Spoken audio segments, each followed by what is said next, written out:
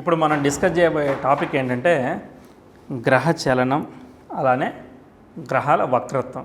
గ్రహ చలనం అంటే ఏం లేదు, గ్రహాల కదలిక. రాశి చక్రంలో ఒక జోడియాక్ సైన్లో గ్రహాలు ముందుకి వెనక్కి వెళుతూ ఉంటాయి. సో ముందుకు వెళ్ళడాన్ని చలనం అంటారు, వెనక్కి రావడాన్ని వక్రత్వం అంటారు. అంటే నిజంగా గ్రహాలు ముందుకి వెనక్కి తిరుగుతూ ఉంటాయి అని అంటే బేసిక్గా ఒక డైరెక్షన్లో తిరుగుతూ ఉంటాయి.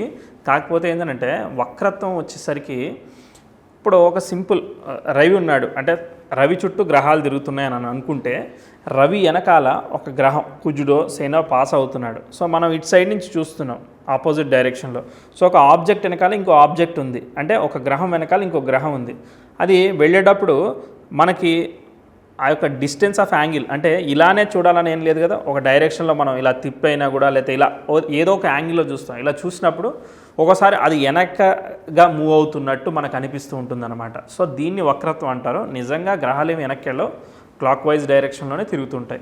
నెక్స్ట్ మనం సప్తగ్రహాలైన రవి నుంచి శని వరకు, తర్వాత రాహుకేతువుని సాంప్రదాయ జ్యోతిష్యంలో కన్సిడర్ చేస్తారు. ఓకే, తర్వాత నెప్ట్యూన్, యురేనస్, ప్లూటో అవన్నీ ఉంటాయి. అవన్నీ మనమేమి ఇక్కడ కన్సిడర్ తీసుకోవట్లేదు. ఎస్పెషల్లీ ముఖ్యంగా మన సప్తగ్రహాలు తర్వాత రాహుకేతువుల్ని తీసుకుందాం. ఈ సప్తగ్రహాల్లో ముఖ్యంగా రవిచంద్రులు అనేవాళ్ళు వెనక్కి వెళ్ళడం అనేది ఉండదు. ఎటు నుంచి చూసినా కూడా వాళ్ళు ముందుకు వెళుతున్నట్టే కనిపిస్తారు, వాళ్ళు ముందుకే వెళుతూ ఉంటారు. సో రవిచంద్రులకి వక్రత్వం లేదు, ఒక పాయింట్ క్లియర్ అయిపోయింది.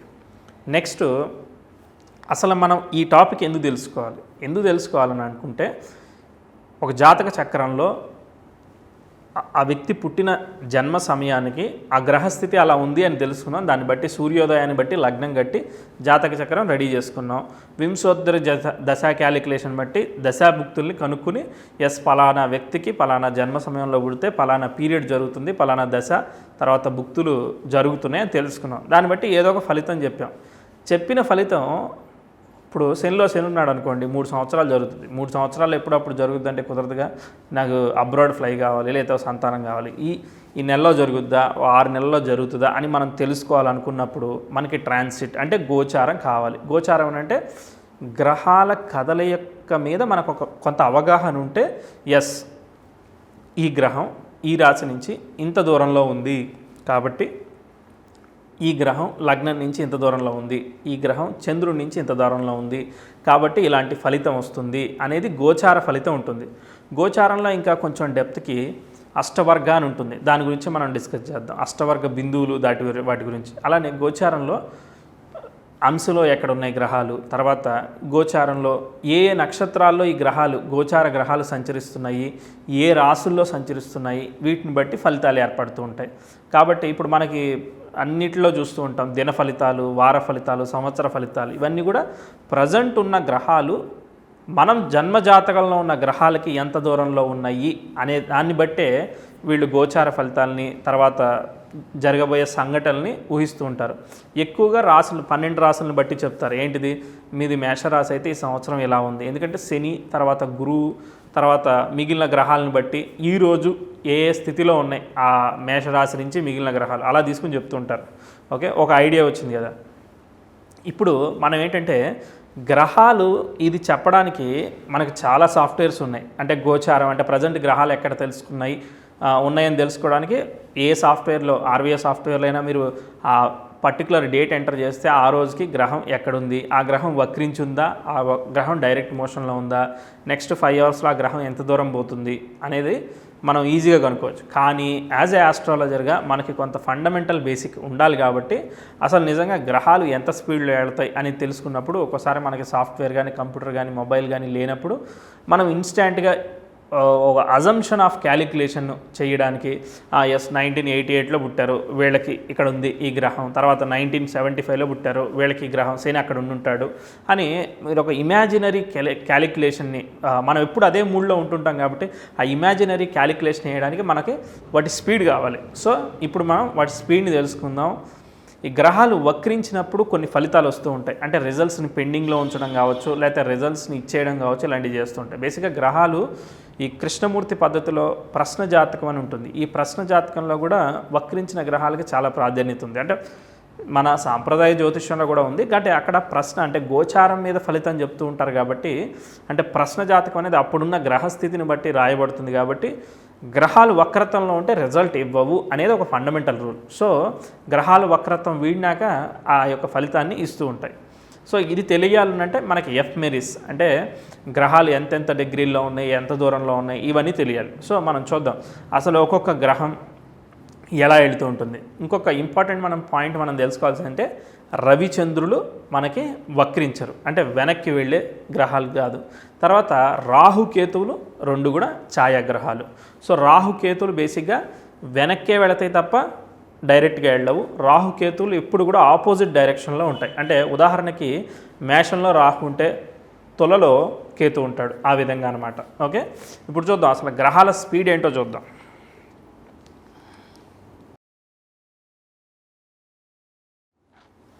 ఓకే, రవిచంద్రులు వక్రించరు. ఓకే, రవి సహజంగా రవిని ఎందుకు తీసుకుంటారంటే Ravi is like a standard planet. ఇది వెనక్కి వెళ్ళడం ఉండదు, తర్వాత ఒక ఫిక్స్డ్ డిగ్రీస్లో మూవ్ అవుతూ ఉంటుంది. సింపుల్గా జోడియాక్ చక్రం తీసుకుందాం. సో ఒక జోడియాక్ సైన్ తీసుకుంటే మనకేంటి బండ గుర్తు, మకర సంక్రాంతికి మకర రాశిలోకి రవి ప్రవేశిస్తాడు. ఎక్కడ 0 డిగ్రీస్కి ప్రవేశిస్తాడు. ఈ రవి ఎలా తిరుగుతాడు, రోజుకు 1 డిగ్రీ చొప్పున మళ్ళీ మకర సంక్రాంతి వచ్చే వరకు మళ్ళీ రవి మకరంలో 0 డిగ్రీస్కి రావాలి. అంటే ఏంటి 365 రోజుల్లో 360 రోజుల్లో 365 రోజుల్లో ఓకే 360 డిగ్రీని ఇంచుమించుగా 1 degree point some X X X. So 1 degree ఇంచుమించుగా 360 డిగ్రీస్ని 360 డేస్లో మనకి కంప్లీట్ చేసేస్తూ ఉంటాడు. సో అలా చేస్తే కదా నెక్స్ట్ ఇయర్ సంక్రాంతికి మళ్ళీ రవి మకరంలోకి వచ్చేది. సో కాబట్టి రవి యొక్క చలనం 30 డిగ్రీలని ఇంచుమించుగా 1 నెల రోజుల్లో కంప్లీట్ చేస్తాడు. కాబట్టి రవికి ఒక రాశి కంప్లీట్ చేయడానికి మనం రాశులను బట్టి మాట్లాడుకుందాం. ఒక రాశి కంప్లీట్ చేయడానికి 30 రోజులు పడుతుంది. నెక్స్ట్ చంద్రుడు ఏంటంటే చాలా ఫాస్ట్ మూవింగ్ ప్లానెట్, చాలా తొందరగా ఒక రాశిని కంప్లీట్ చేస్తాడు. ఏంటంటే చంద్రుడు ఉదాహరణకి మిథున రాశిలో ఉన్నాడు అనుకుందాం. ఓకే, మిథున రాశిలో ఉంటే మిథున రాశిలో 30 డిగ్రీలు ఉన్నాయి, తర్వాత 9 నక్షత్ర పాదాలు ఉన్నాయి. 2 గంటలకు 1 డిగ్రీ చొప్పున ఓకే 2 అవర్స్కి 1 డిగ్రీ చొప్పున ఇంచుమించుగా 24 గంటలకి దాదాపు 12 డిగ్రీలు, అంటే ఆల్మోస్ట్ ఒక నక్షత్రాన్ని 13.20 కదా, ఇంచుమించుగా ఒక 2.5 రోజుల్లో ఒక రాశి మొత్తాన్ని, ఒక రోజులో ఒక నక్షత్రాన్ని దాదాపుగా కంప్లీట్ చేస్తాడు. అంటే చంద్రుడి యొక్క స్పీడ్ ఏంటంటే 2.5 రోజులో ఒక రాశిని కంప్లీట్ చేసుకుంటాడు. నెక్స్ట్ బుధుడు కానీ శుక్రుడు కానీ ముఖ్యంగా రవితో పాటు వెనకాలో ముందో అక్కడెక్కడే తిరుగుతూ ఉంటారు. వాళ్ళు కూడా ఇంచుమించుగా 30 రోజులే అనుకుందాం. ఇది అప్రాక్సిమేట్ క్యాలిక్యులేషన్, ఎగ్జాక్ట్ క్యాలిక్యులేషన్ అవసరం లేదు, మనకు ఒక ఊహ ఐడియా ఉంటే చాలు. 30 రోజుల్లో కంప్లీట్ చేస్తారు. అలానే కుజుడు వీళ్ళందరి సర్కిల్కి కొంత ఆర్బిట్లో అవుటర్గా ఉన్నాడు. అంటే ఉదాహరణకి ఇలా తీసుకుందాం మనం.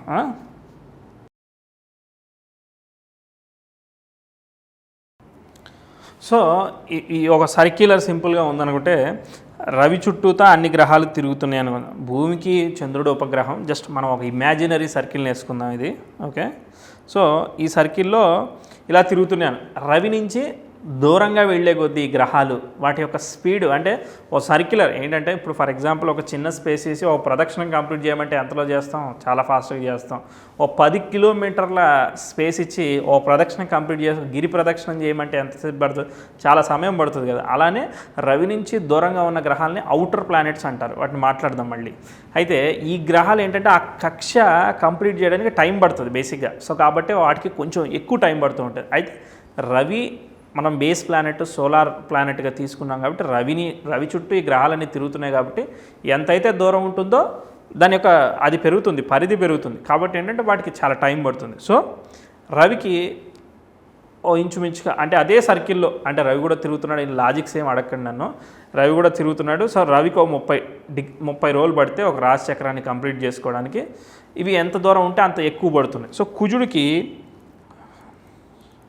45 రోజులు పడుతుంది. ఓకే, నెక్స్ట్ గురువుకి 1 సంవత్సర కాలం, ఉదాహరణకి గురువు ఇప్పుడు త్వరలో సంచరిస్తున్నాడు. ఓకే, నెక్స్ట్ ఇయర్ పుష్కరాలకి మార్చి నెలలో ఇంచుమించుగా ఏప్రిల్ నెలలో అప్రాక్సిమేట్లీ ఎప్పుడైతే అప్పుడు ప్రతి సంవత్సరం కొత్త సంవత్సరం వచ్చినప్పుడు ఆగస్టు కావచ్చు, ఒక్కొక్కసారి ఒక్కొక్క రకంగా అది అంటే వక్రించి వెనక్కి వెళుతూ ఉంటాయి. కాబట్టి అవి వచ్చే టైంకి ఇంచుమించుగా గురువు ఒక రాశి నుంచి ఇంకో రాశి మారుతాడు. మొత్తానికి 12 సంవత్సరాల్లో మళ్ళీ గురువు కంప్లీట్ చేసుకుంటూ ఉంటాడు. ఇంచుమించుగా ఆగస్టుకి అలా పుష్కరాలు వస్తూ ఉంటాయి, ఆ టైంకి కంప్లీట్ చేసుకుంటాడు. సో గురువు మారడానికి 1 సంవత్సర కాలం పడుతుంది. శని ఇంకా దూరంలో ఉంటాడు, కంప్లీట్ అవుటర్ ప్లానెట్. కాబట్టి శనికి 2.5 సంవత్సరాలు. కాబట్టి హయ్యెస్ట్ తిరిగేది శని ఒక్కడే. శనికి 2.5 సంవత్సరాలు టైం పడుతుంది. అంటే ఒక సర్కిల్, అంటే రాశి చక్రంలో ఇప్పుడు ధనస్సులో ఉన్నాడు అనుకోండి, మళ్ళీ ధనస్సుకు రావడానికి 30 సంవత్సరాలు పడుతుంది. ఇప్పుడు ధనస్సులో ఉన్నాడు అనుకోండి, 30 ఏళ్ల క్రితం ధనస్సులో ఉన్నాడు. సో అలా క్యాలిక్యులేట్ చేసుకోవాలి. సో ఆ యొక్క గ్రహం మన జోడియాక్ సైన్లో ఎలా ఉంది అనే ఒక ఇమాజినరీకి తీసుకున్నాం. రాహు కేతువు complete X and Y axis. రాహుకి ఆపోజిట్. ఇప్పుడు రాహు కర్కాటకంలో ఉన్నాడు, కేతువు వచ్చేసేసి మకరంలో ఉన్నాడు. సో ఈ రాహుకేతువులు 1.5 సంవత్సరం తీసుకుంటారు. సో రాహు కేతువు తిరగడానికి 1.5 సంవత్సర కాలం పడుతుంది. ఎస్, ఇప్పుడు మనకి ఒక జస్ట్ ఒక బ్రాడ్ ఐడియా వచ్చింది. ఓకే, మకరంలో రవి ఉన్నాడు. కాకపోతే ఇవన్నీ మనకు గుర్తుండవుగా. శని అంటే గుర్తుంటాడు, 2.5 సంవత్సరాలు కాబట్టి ఈజీగా మనం ఓకే ఈ సంవత్సరంలో ఇక్కడ ఉన్నాడని చెప్పేయచ్చు. తర్వాత గురువు అంటే ఎస్ ఈ సంవత్సరంలో ఇక్కడ ఉంటాడు, ఈ సంవత్సరంలో ఇక్కడ ఉంటాడని ఒక ఇమాజినరీ ఐడియా వస్తుంది. రవిది కూడా ఐడియా వచ్చింది. చంద్రుడు కూడా మనం క్యాలెండర్ అలా ఫాలో అవుతుంటాం కాబట్టి చంద్రుడు ఐడియా వస్తుంది. మిగిలిన శుక్రుడు, తర్వాత కుజుడు, తర్వాత బుధుడు, ఇవి చెప్పడమే మనకి కొంచెం డౌట్ఫుల్గా అనిపిస్తూ ఉంటుంది. అయితే ఒక్కోసారి వీళ్ళు మనం అనుకున్నంత కాలమే కాకుండా రాశిలో కుజుడికి 45 రోజులు అనుకున్నాం, కానీ వీళ్ళు వక్రించినప్పుడు అదే రాశిలో 5-6 నెలలు కూడా ఉంటారు. కుజుడు ఒక 6 నెలలు ఉంటాడు ఇంచుమించుగా, చెప్తాను. మళ్ళీ ఎంత కాలం అయితే వీళ్ళు అలా ఆగి ఉంటారో, గురువు అయితే ఒక 6 నెలలు అలా ఉంటాడు, శని కూడా 4 నెలలు అలా ఉంటాడు. సో వక్రించినప్పుడు అదే రాశిలో 6 డిగ్రీలు అలా వెనక్కి వెళ్తూ ఉంటారు. ఎంత కాలం అయితే వాళ్ళు ఉన్నారో అంత స్పీడ్గానే వాళ్ళు కంప్లీట్గా వాళ్ళ యొక్క దాన్ని కంప్లీట్ చేస్తారు. అంటే ఒక రకంగా చెప్పాలంటే మనం పెండింగ్ హోంవర్క్ ఎలా కంప్లీట్ చేసేస్తాం ఈజీగా, అలానే వీళ్ళు కూడా ఆగి ఉన్న బ్యాక్వర్డ్లో ఉన్న వాళ్ళు మళ్ళీ ఫాస్ట్గా డైరెక్ట్ అయ్యి ఫాస్ట్గా వాళ్ళ యొక్క పొజిషన్కి రీచ్ అయిపోతూ ఉంటారు ఇన్ టైంలో. సో మనం ఏదైతే క్యాలిక్యులేట్ చేస్తామో ఇంత స్పీడ్లో వెళ్ళాలని, అంత స్పీడ్ కన్నా మించి వాళ్ళు ట్రావెల్ చేస్తూ ఉంటారు. సో ఇవన్నీ మాన్యువల్గా క్యాలిక్యులేట్ చేయడానికి చాలా టైం పడుతుంది. కాబట్టి సాఫ్ట్వేర్ వాడడము చాలా ఉత్తమం. చాలా మెంటల్ స్ట్రెస్ పోతుంది. మనం ఈజీగా ఎస్ ఈ ట్రాన్సిట్లో ఇక్కడ ఉన్నాడని క్యాలిక్యులేట్ చేసి ఫలితం చెప్పుకోవచ్చు. So focus on predictions, not on the calculation part. Right, ఇప్పుడు మనకి ఇవి ఇప్పుడు అర్థమైంది. సో ఇప్పుడు ఏంటంటే ఓకే వక్రత్వం వెళుతుంది అని చెప్తున్నారు. అసలు వక్రత్వం వెళ్ళడానికి బేస్ ఏంటిది? ఏదైతే స్టాండర్డ్ వాల్యూ ఉంటుందో దాన్ని పట్టుకుని మనం బేస్ని తీసుకోవాలి. స్టాండర్డ్ వాల్యూ అంటే ఇక్కడ స్టాండర్డ్ వాల్యూ అంటే రవి ఏదేమైనా మకర సంక్రాంతికి మకర రాశిలోకి వచ్చి తీరుతాడు. అలా రవి ప్రతిసారి తీరుతున్నాడు. కాబట్టి రవి నుంచి మిగిలిన గ్రహాలకి ఉండే ఆ యొక్క డిస్టెన్స్ ఎన్ని డిగ్రీల దూరంలో ఉన్నాడు మన జోడియాక్ సైన్ ప్రకారం అనే దాన్ని బట్టి ఈ యొక్క వక్రత్వం అనేది డిసైడ్ చేయబడుతుంది. సో బేసిక్గా రవిచంద్రులు వక్రత్వం చెందరు. Okay, point number 1. రెండోది రాహుకేతులు వక్రత్వంలోనే ఉంటారు, వాళ్ళని పట్టించుకోవాల్సిన అవసరం లేదు. మనకి మిగిలిన గ్రహాలు ఏమున్నాయి? 5 గ్రహాలు ఉన్నాయి. ఏంటివి? బుధుడు, శుక్రుడు, తర్వాత కుజుడు, గురువు, శని. సో ఈ 5 గ్రహాలు ఎంత దూరంలో రవి నుంచి ఎంత దూరంలో ఎన్ని డిగ్రీల్లో ఉంటే వక్రిస్తాయి, తర్వాత ఎంతకాలం వక్రిస్తాయో రాసుకుందాం. ఇప్పటివరకు మనం అంటే ఒక గ్రహం ఎంత స్పీడ్లో వెళ్తుంది అనేది మనం ఇప్పుడు శని అంటే 2.5 సంవత్సరాల్లో క్యాలిక్యులేట్ చేస్తాం. 2.5 సంవత్సరాల్లో అంటే ఒక రోజుకి ఎంత డిగ్రీస్ మూవ్ అవుతాడు, నెలకి ఎన్ని డిగ్రీలు మూవ్ అవుతాడు అనేది మనం మాన్యువల్గా క్యాలిక్యులేట్ చేసుకోవచ్చు క్యాలిక్యులేటర్ వాడి. ఆల్రెడీ ఇప్పుడు మనం గ్రహాల యొక్క వక్రత్వం గురించి మాట్లాడుకుంటున్నాం. అయితే ఏంటంటే గ్రహాల వక్రత్వం తెలిస్తే ఓకే ఈ ఫలితం ఇప్పుడు జరగదు అని చెప్పడం కోసం వక్రత్వం తెలుసుకుంటున్నాం. ఆల్రెడీ ఇప్పుడు మనం 5 ప్లానెట్స్ గురించి మాట్లాడుకున్నాం. బుధుడు ఏంటంటే 14 నుంచి 20 డిగ్రీల మధ్యలో దూరంలో ఉంటే రవి నుంచి వక్రిస్తాడు. అంటే వాళ్ళ స్పీడ్ ఈక్వల్గా ఉండదు అనుకున్నాం కదా. సో ఒక్కోసారి అంత డిగ్రీల్లో కనుక ఉంటే వక్రించి అక్కడ వెనక్కి వెళ్తూ ఉంటాడు. సో మళ్ళీ ఎప్పుడు రవి నుంచి 15 నుంచి 20 డిగ్రీల కాలంలో డిస్టెన్స్ అనక మ్యాచ్ అయితే ఆటోమేటిక్గా డైరెక్ట్ అవుతాడు. ఇదంతా ఈ గోచారంలో జరగడానికి ఇంచుమించుగా 24 రోజులు పడుతుంది మినిమం. బుధుడు వక్రించాడంటే 24 రోజుల వరకు డైరెక్ట్ కాదు, అది ఒక ఫిక్స్డ్ రూల్ లాంటిది అనమాట. నెక్స్ట్ అలానే శుక్రుడు 29 డిగ్రీలు కనుక దూరంలో ఉంటే, ఓకే, సో 29 డిగ్రీల దూరంలో ఉంటే రవి నుంచి శుక్రుడు 29 డిగ్రీల దూరంలో ఉంటే, అంటే ఉదాహరణకి రవి మేషంలో 0 డిగ్రీస్కి ఉన్నాడు, ఓకే, శుక్రుడు మేషంలో 29 డిగ్రీస్కి ఉన్నాడు అనుకుందాం, ఓకే, లేకపోతే వృషభంలో 1 డిగ్రీకు అలా ఉన్నాడు ఇంచుమించుగా. అలా ఉన్న టైంలో ఆటోమేటిక్గా శుక్రుడు వక్రిస్తాడు. వక్రించాడంటే 42 రోజుల వరకు శుక్రుడు వక్రత్వంలోనే ఉంటాడు. 42 రోజుల తర్వాత డైరెక్ట్ అవుతాడు, ఓకే. డైరెక్ట్ అంటే మనకు ముందుకు వెళ్ళినట్టు కనిపిస్తాడు, ఓకే. కొంత సమయం పడుతుంది కదా, దొంగ పోలీస్ ఆడుకుంటున్నాం, ఆ వెనకాల ఉన్నాడు, ఆ స్తంభం వెనకాల వాడు ముందుకు వస్తున్నాడా వెనక్కి వస్తున్నాడా అని చూడడానికి మనకి ఎలా అయితే టైం పడుతుందో, ఈ వక్రత్వం వీడినట్టు మనకి ఆ ప్లెజర్ రావడానికి అలా టైం పడుతుంది. సో ఆ టైంనే మనం ఒక ఎగ్జాంపుల్ కోసం చెప్తున్నాను, ఓకే. నెక్స్ట్ కుజుడు 228 డిగ్రీలు రవి నుంచి కనుక దూరం ఉంటే, ఆ డిస్టెన్స్ని డిగ్రీలు దూరం ఉంటే అప్పుడు వక్రత్వం చెందుతాడు. మళ్ళీ ఎప్పుడు డైరెక్ట్ అవుతాడు? 132 డిగ్రీల దూరంలో, అంటే రవి వెళ్తూనే ఉంటాడు కదా, సో రవి నుంచి కుజుడికి ఏ యాంగిల్ అయితే ఏర్పడుతుందో ఈ యాంగిల్ ఏర్పడినప్పుడు ఆటోమేటిక్గా మళ్ళీ డైరెక్ట్ అవుతాడు. నెక్స్ట్ అలానే గురువు 240 డిగ్రీలు దూరంలో ఉంటాయి. ఎన్ని రోజులు ఉంటే 80 రోజులు ఇంచుమించుగా కుజుడు వక్రత్వంలో ఉంటాడు. నెక్స్ట్ గురువు 240 డిగ్రీలు దూరంలో ఉన్నప్పుడు వక్రించి 115 డిగ్రీల దూరంలో ఉన్నప్పుడు రవి నుంచి, ఓకే, గురువుకి distance base is a Ravi. A planet అయినా కూడా రవి నుంచి తీసుకోవాల్సిందే. సో రవి నుంచి గురువు డైరెక్ట్ అయినాక ఇలా అవ్వడానికి దాదాపు 240 రోజులు పడుతుంది, ఓకే. 8 నెలలు ఆటోమేటిక్గా గురువు వక్రత్వంలోకి వెళ్తే 8 నెలలు వక్రత్వంలో ఉండిపోతాడు. ధనకారకుడైన గురువు వక్రత్వంలోకి వెళ్ళాడంటే ఫైనాన్స్ అంతా స్టక్ అవుతుంది. అందరికీ స్టక్ అవ్వదు, వాళ్ళకి ఆ దశ అంతర్దశ జరుగుతున్నప్పుడు, వాళ్ళకి అది కారకత్వంగా ఉన్నప్పుడు, ఏదో బ్యాంక్ లోన్ అప్లై చేశారు, అది కావాల్సినప్పుడు గురువు కారక ప్లానెట్ కాబట్టి ఆటోమేటిక్గా స్టక్ అవుతాడు. కుంభలగ్నం ఉంది, ద్వితీయాధిపతి అవుతున్నాడు, వివాహం కావాలి, సో కుటుంబ స్థానాధిపతి వక్రత్వంలో ఉన్నాడు, అలాంటి సమయంలో ఒకసారి ఆగిపోతాడు. అంటే ఒకవేళ శని కనుక దాన్ని రూల్ చేస్తే, రాహు కనుక రూల్ చేస్తే దాన్ని నల్లిఫై చేస్తాడు, అది వేరే విషయం. బట్ న్యాచురల్ కారకా ప్లానెట్ కనుక ఒక సిగ్నిఫికేటర్గా ఉన్నప్పుడు, దానికి ఆధిపత్యం వహిస్తున్నప్పుడు ఆ విషయాలు పెండింగ్ పడేదానికి ఖచ్చితంగా అవకాశం ఉంది, ఓకే. నెక్స్ట్ అలానే శని 251 రోజులు 251 డిగ్రీలు దూరంలో ఉంటే రవి నుంచి వక్రత్వంలోకి వెళ్తాడు శని. మళ్ళీ 109 డిగ్రీల దూరంలోకి ఎప్పుడైతే వస్తాడో రవి శని నుంచి ఆ డిఫరెన్స్ ఆటోమేటిక్గా డైరెక్ట్ అయిపోతాడు, ఓకే. 140 రోజులు ఇంచుమించుగా, ఓకే, 3.5-4 నెలల పాటు, ఓకే, ఇంచుమించుగా శని వక్రత్వం జరుగుతుంది. ఆల్రైట్, ఇప్పటి వరకు మనకి ఈ యొక్క గ్రహాల యొక్క డిస్టెన్సు, తర్వాత ఎంత స్పీడ్లో ఉంటే వెళతాయి, ఓకే. శని వక్రత్వంలో ఉన్నాడు, లేదా మీరు ట్రాన్సిట్ చూశారు, ఎప్పుడు వక్రత్వం పెడతాడో తెలియదు.